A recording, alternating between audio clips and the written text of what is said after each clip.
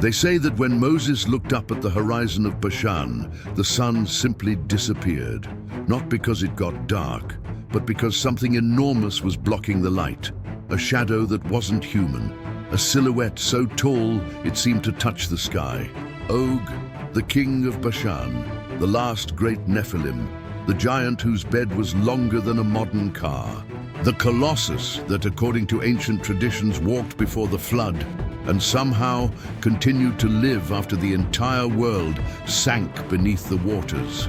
Israelites trembled at the sound of his name. Nations abandoned war at the mere thought of his footsteps making the ground shake. But no one imagined that this being, a forbidden survivor, a mistake that shouldn't exist, was about to face the only man capable of stopping him. The moment when Moses, the chosen prophet, encountered the last monster of the old age. And this is not a legend, it's recorded history. In this video, you will discover one of the most enigmatic, feared, and misunderstood figures in all of biblical literature, Og, the king of Bashan, a giant whose existence defies logic, history, and even human comprehension. We're going to reveal it. Who really was this colossus over 4 meters tall, whose iron bed is still described with almost archaeological precision? Not a myth, not a symbol, but a real being mentioned directly in the scriptures and in ancient texts that few know. You will understand how he supposedly survived the flood, even though he was part of a lineage that should have been completely eradicated by the waters. Og was not only great, he was a forbidden vestige of a world that God decided to destroy because of its violence and corruption.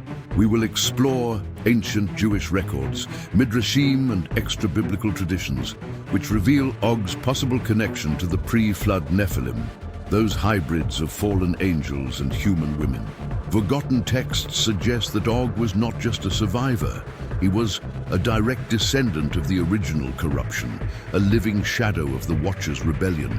You will find out because its existence was a spiritual threat to humanity's plan, and how its continued presence represented the continuation of a forbidden lineage that insisted on defying divine order, a remnant of the age of violence, capable of reopening the doors to an ancient corruption.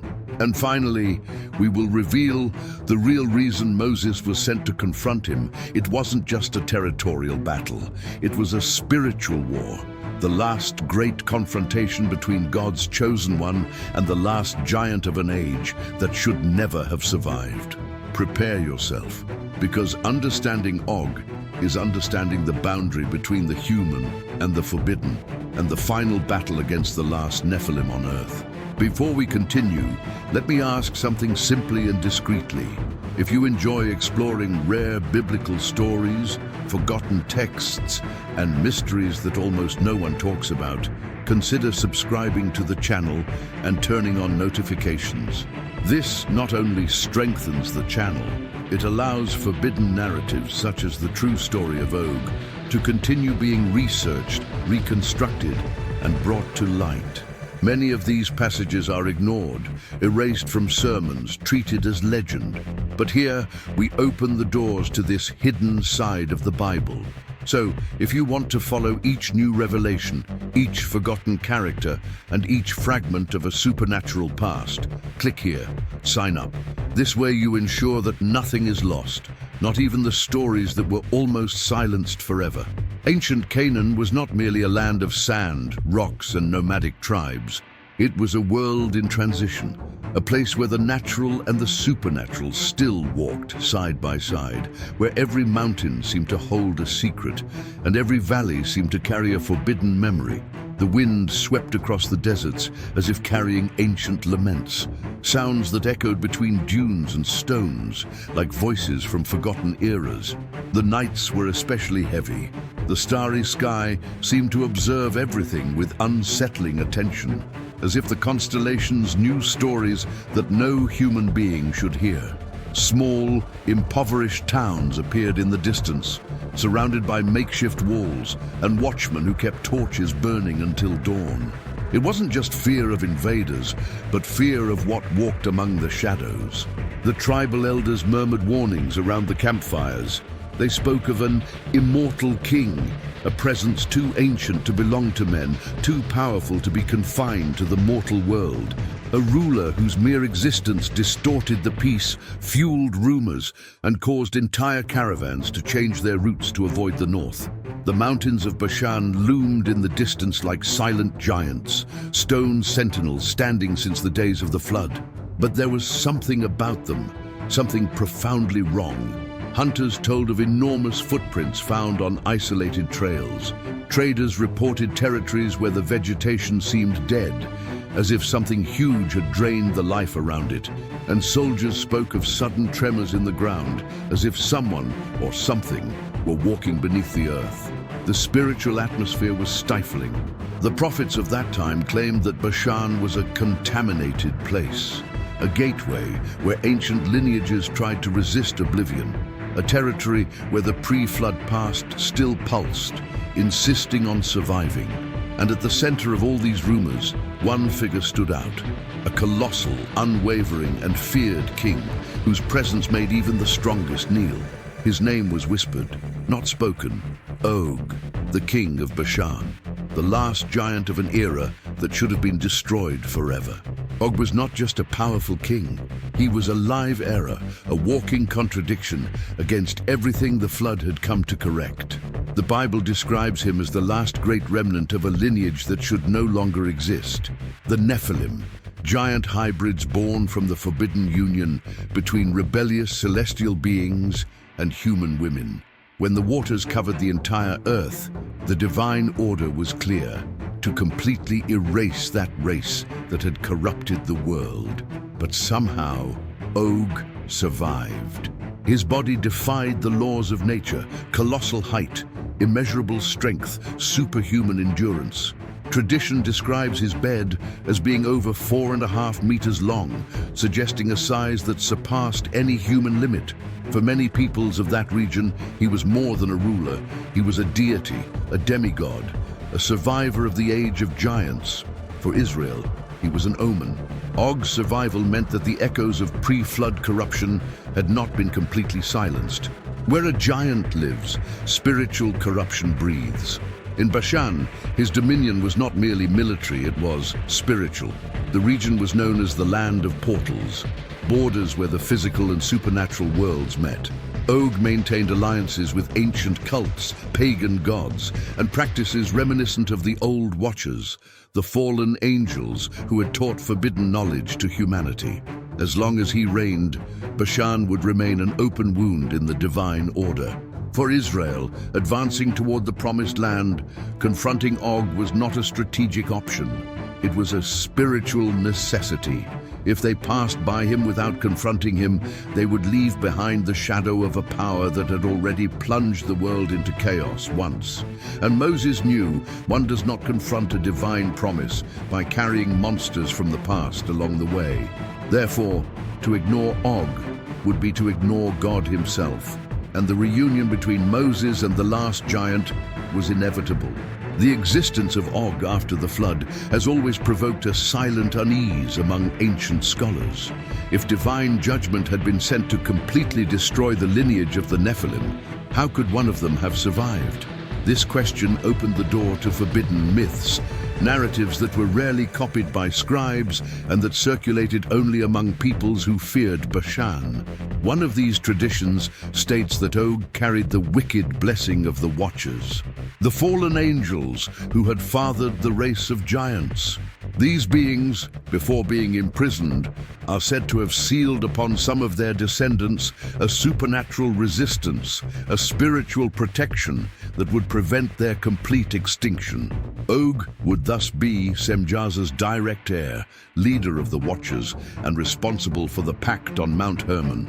Another legend, even more audacious, said that Og he crossed the flood, clinging to the ark. In surviving as a parasite protected by Noah's mercy or by the manipulation of hidden forces.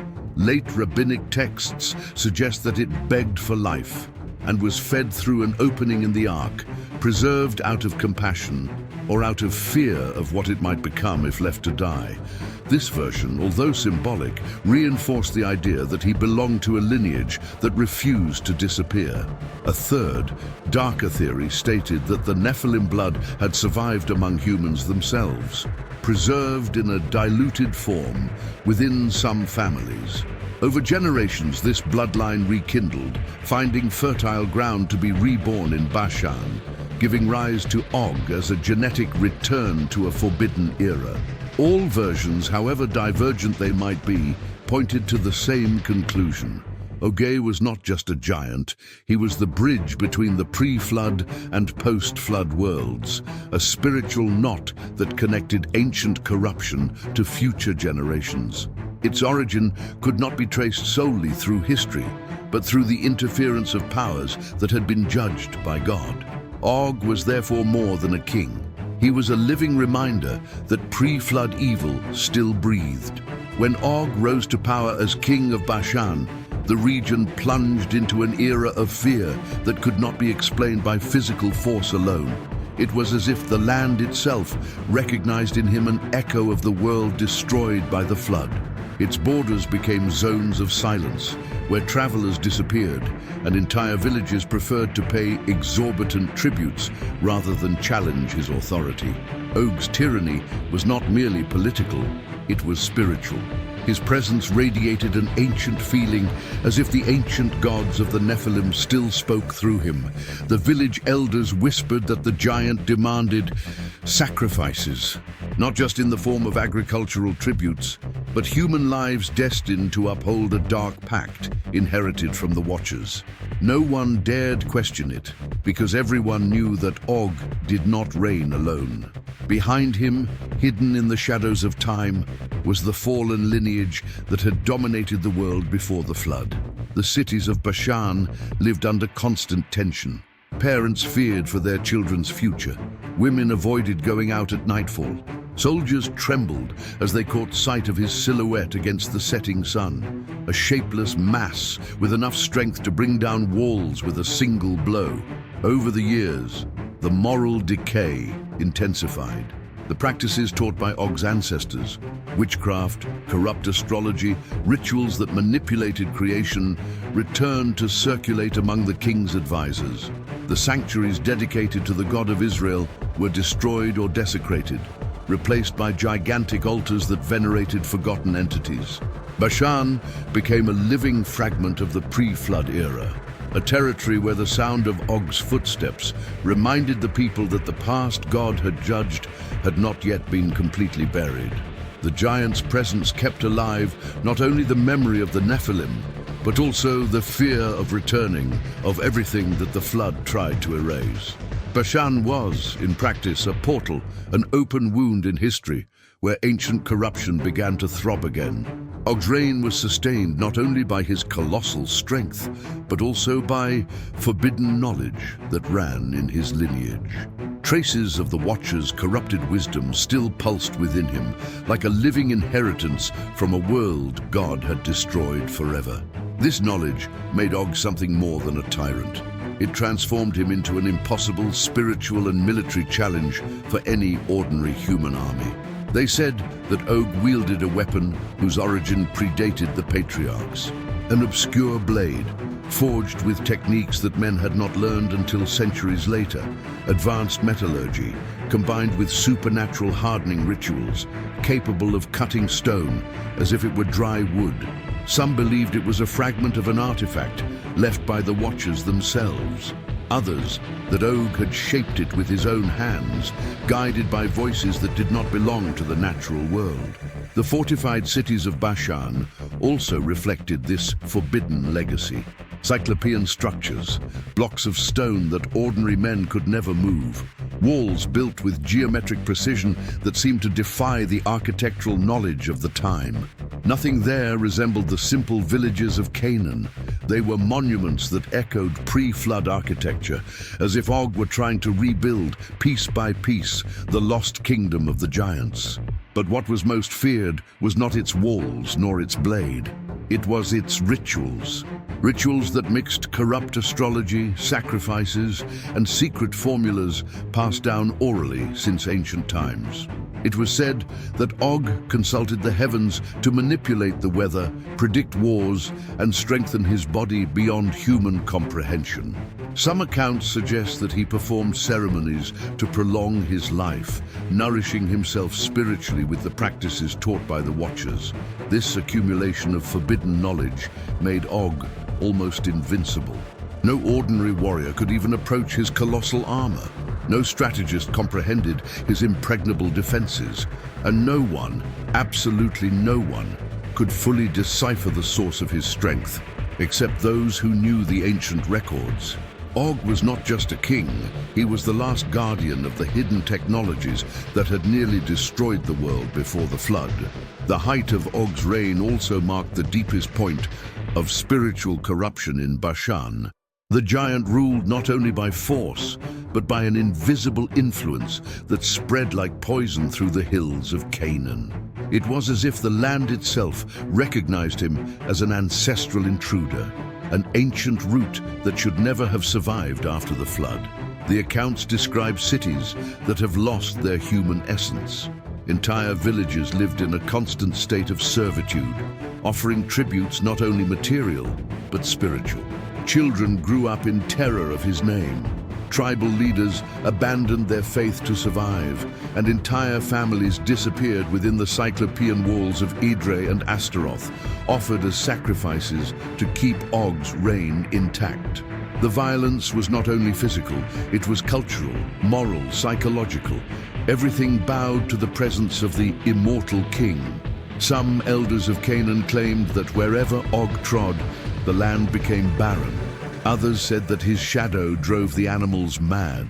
It was as if the natural world recognized in him an anomaly, a fragment of an era that God had destroyed precisely because of its monstrosity.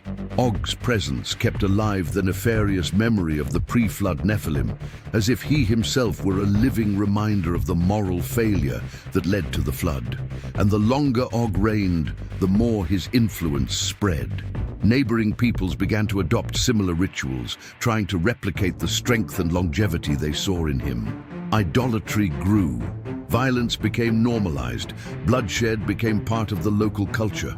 Og was not just a tyrannical king. He was a catalyst for decay, a living echo of the sin that had previously aroused divine wrath. Therefore, his downfall was not a military option. It was a spiritual need. As long as Og lived, Canaan could never be purified. Israel would never fulfill its mission, and the world risked seeing the rebirth for the last time of the lineage that God had condemned. Moses would not be sent merely to defeat an enemy, but to uproot the last root of this ancient evil. The battle against Og would be the last great confrontation against the Nephilim, a trial that needed to be concluded to prevent pre-flood corruption from once again dominating the earth. Og's death was not the end, only the silence before a new whisper. Many believe that when his body fell, something deeper remained, a shadow, an echo, a fragment of what the ancients called the lineage of ruin, because although the Bible declares Og as the last of the Rephaim, parallel texts, apocryphal fragments, Sumerian inscriptions, and accounts that should never have survived hint at something unsettling. The seed of the giants was not entirely uprooted from the earth. There are stories of tribes possessing immense strength, of kings who displayed impossible statures, of warriors whose cruelty resembled the fury of the Nephilim, peoples such as the Anakims, Uzamzumeus, and even mysterious lineages that emerged much later, in times when mythology was supposedly already dead. Archaeologists claim to have found disproportionately large skeletal remains in mountainous regions of Judea. Ancient Greco-Roman historians spoke of giants who survived in isolated caves and forgotten valleys. In Dan, certain rabbinical manuscripts point to something even more disturbing, that the nefarious essence could have migrated to new forms, adapting, diluting itself, but never disappearing. If this is true, then the fall of Og was not a final victory. It was merely the removal of the main trunk, while deep roots continued to spread throughout human history. And here's a detail that few dare to mention. Some scholars claim that these vestiges did not die out in antiquity, that certain genetic, behavioral, and spiritual traits survived for centuries, and they may still be present today. If Og was the last visible giant, then perhaps the next chapter will reveal an even darker truth. The giants never disappeared, they just learned how to hide.